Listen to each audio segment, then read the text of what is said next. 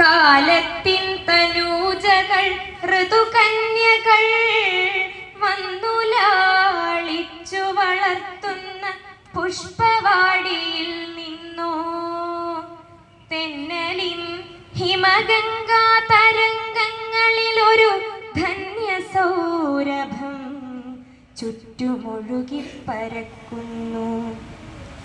ഞാനതിലറിയാതിൻ മോഹത്തിൻ കടലാസു തോണിയുമിറക്കിക്കൊണ്ടിന്നലെ തുഴയുമ്പോൾ നാണിച്ചു മുഖം കുനിച്ചരികത്തിരിക്കുമെൻ നായികയുടെ മോഹമുഗ്ധമാം ശബ്ദം കേട്ടു. പ്രപഞ്ചം നിറയുമീ ദിവ്യ സൗരഭത്തിന്റെ പ്രഭവ നികുഞ്ചത്തിൽ ചെന്നിറങ്ങണം നാഥൻ. എവിടെന്നായാലും ആ പൂവിറുത്തെനിക്കിന്നു തരണം ശ്ലഥനീലവേണിയിൽ വാരിച്ചൂടാൻ.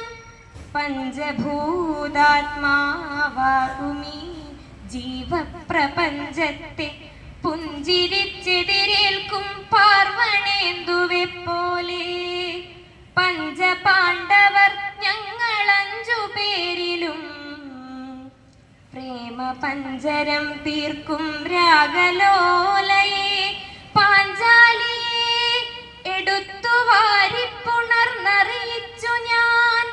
തങ്കം എനിക്കു കൈയെത്താത്ത പൂവില്ലീ പ്രപഞ്ചത്തിൽ, തങ്കം എനിക്കു കൈയെത്താത്ത പൂവില്ലീ പ്രപഞ്ചത്തിൽ. എതിർപ്പിൻ വജ്രം വച്ചു കെട്ടിയ ഗദ കയ്യിലെടുത്തു നടന്നു ഞാൻ അജ്ഞാത പുഷ്പം തേടി. സിന്ധുഗംഗകൾ വാരിപ്പൊത്തിയ പുളിനങ്ങൾ, മന്ത്രമണ്ഡപ കുംഭഗോപുര കമാനങ്ങൾ, സംഗ്രാമ കുടീരങ്ങൾ, ഗോകുലമുരളികാ സംഗീതലയലീന യമുനാ തരംഗങ്ങൾ. ഞാൻ തകർത്തെറിയാത്ത മൂല്യങ്ങളില്ല, ചെന്നു ഞാൻ തപസ്സിളക്കാത്ത പർണശാലകളില്ല, ഞാൻ തട്ടിയുടയ്ക്കാത്ത മൺപ്രതിമകളില്ല, ഞാൻ തല്ലിക്കൊഴിക്കാത്ത വാടാമല്ലികളില്ല, ഞാൻ അടിവയ്ക്കുന്നേരം ഞടുങ്ങി വിശ്വം. ഭീമസേനനിൽ നിന്നെ ചൂണ്ടി മന്ത്രിച്ചു പുരുഷാരം. വായുവേഗത്തിൽ കാലത്തിന്റെ വീതിയിലൂടെ പായുമെൻ മുൻപിൽ വന്നു ശകുനം മുടക്കുവാൻ.